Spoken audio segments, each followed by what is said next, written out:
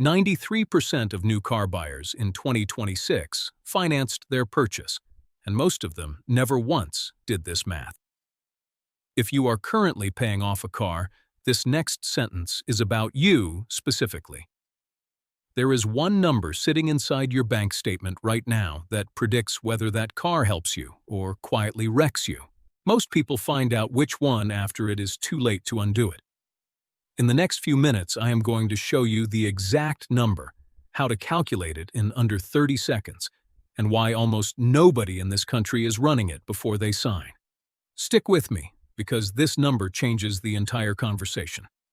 Before anything else, let's be honest about something nobody says out loud.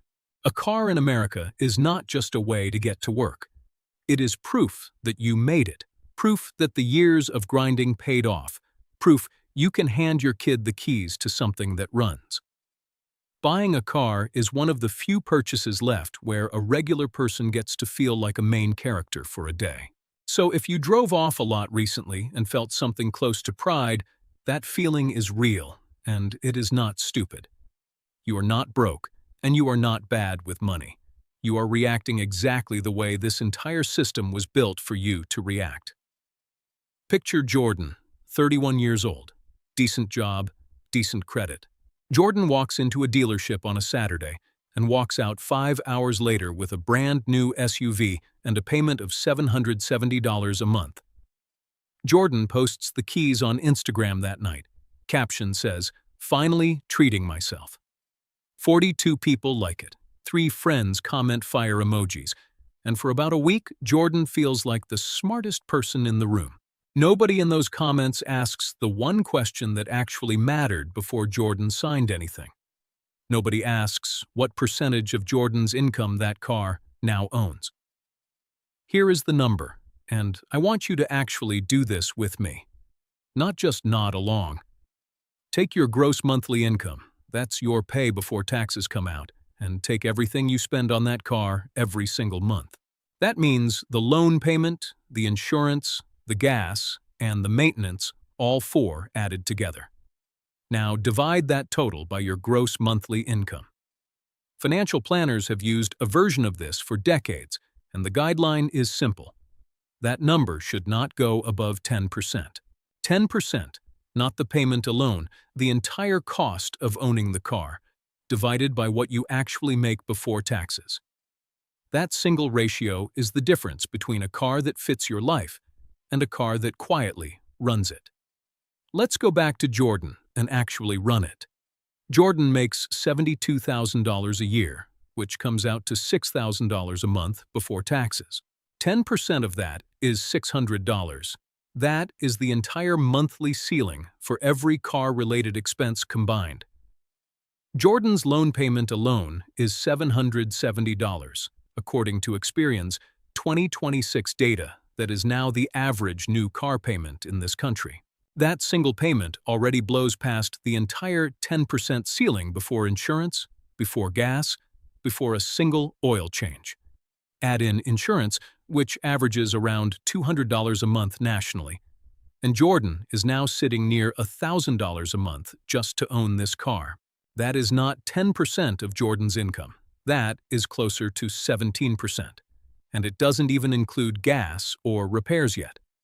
Add fuel and basic maintenance, and Jordan is realistically spending somewhere between 20 and 22% of gross income on transportation alone, more than double the number that keeps a household financially steady.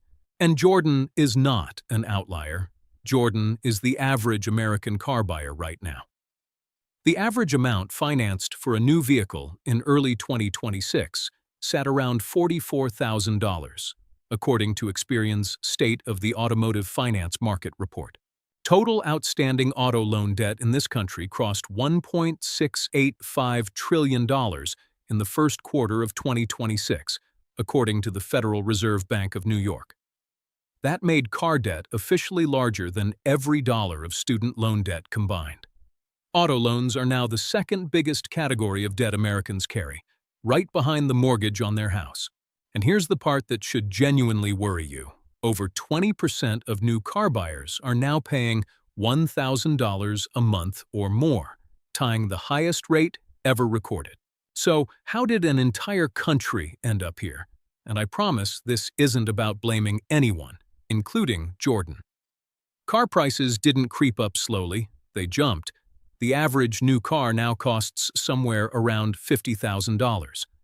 Wages did not jump the same way, so the math stopped working, but the desire for a new car never went anywhere. So the industry solved the problem for you, quietly, by changing what number they show you at the dealership. Nobody sells you a car based on the total price anymore. They sell you a monthly payment. And a monthly payment can be made to look small, no matter how expensive the car actually is. All you have to do is stretch the loan. In 2016, roughly 1 in 4 new car loans stretched past 73 months. By 2026, more than 1 in 3 do, and loans of 84 months or longer are becoming completely normal. 7-year loans on a vehicle that starts losing value the moment it leaves the lot. A certified financial planner named Jeff Judge put it simply, "The old rules aren't wrong. They were built for a car market that no longer exists." Another planner, Mark Stancato, said something that stuck with me.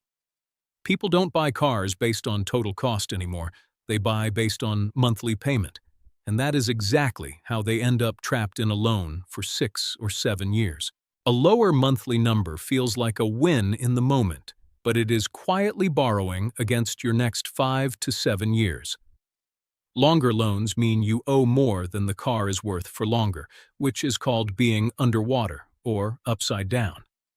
If you ever want to sell early, trade in, or the car gets totaled, you can end up writing a check just to walk away from a car you don't even drive anymore. This is not a personal failure. This is a system engineered around a number most people never learn to check. Dealerships are not evil for doing this. They are simply optimizing for the number you are looking at. So the fix has to be that you start looking at a different one. So here is exactly how you use this number before your next car, not after. Step 1. Write down your real gross monthly income, the number before taxes, not your take-home pay. Step 2. Multiply it by 0.10, that gives you your 10% ceiling. Step 3. Price out the full cost of ownership on any car you're considering, not just the payment. That means getting a real insurance quote for that specific vehicle. Not a guess. Insurance can swing hundreds of dollars a month depending on the model. Add a realistic fuel estimate based on your actual commute, and a maintenance estimate. Older or luxury vehicles run higher here. Add all of that to the loan payment, then divide the whole thing by your gross monthly income. If that number is above 10%, the car is telling you something the salesperson never will. This does not mean you can never buy a nice car. It means you buy the version of it your income can actually carry. A shorter loan term helps enormously here.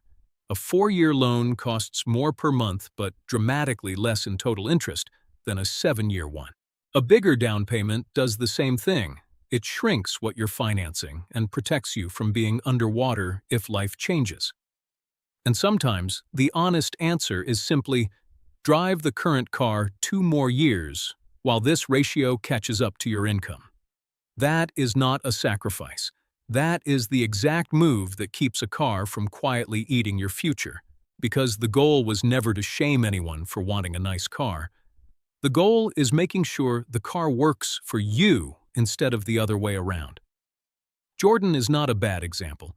Jordan is basically every one of us at some point, wanting the win, wanting the moment, wanting to feel like it's finally paying off. The difference between the people who stay ahead financially and the people who feel stuck for the next 7 years usually isn't income. It's whether they ran one simple number before they signed anything. So before your next car, do the math, not the vibe check, the actual math. Take your income, take the real total cost, run the percentage, and let that number make the decision instead of the showroom lighting. If you're the kind of person who wants the real numbers before making a big decision, instead of finding out the hard way, that's exactly who this channel is for. Subscribe to the Wealth Metrics, because knowing the number before you sign is what separates being in control of your money from just hoping it works out.